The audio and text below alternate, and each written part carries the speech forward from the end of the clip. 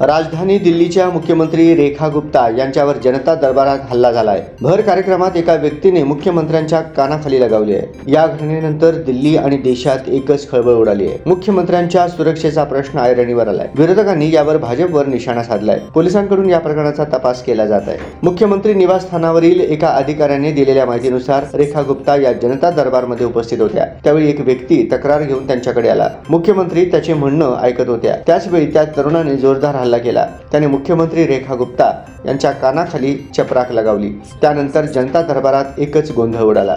पोलिसांनी तात्काळ त्या तरुणाला ताब्यात घेतले असून तपास सुरू केला आहे। दिल्लीच्या मुख्यमंत्री रेखा गुप्ता आठवड्यातून एकदा जनता दरबार घेतात। आज सकाळीही त्या जनता दरबारमध्ये सहभागी झाल्या होत्या। त्यावेळी तरुणाने त्यांच्या कानाखाली लगावली। पोलिसांनी त्या तरुणाला ताब्यात घेतले आहे। दिल्लीचे भाजप प्रवक्ता प्रवीण शंकर यांनी या वृत्ताला दुजोरा दिलाय। त्यांनी म्हटले की मुख्यमंत्र्यांच्या जनता दरबारावेळी एक व्यक्ती त्यांच्याकडे आला।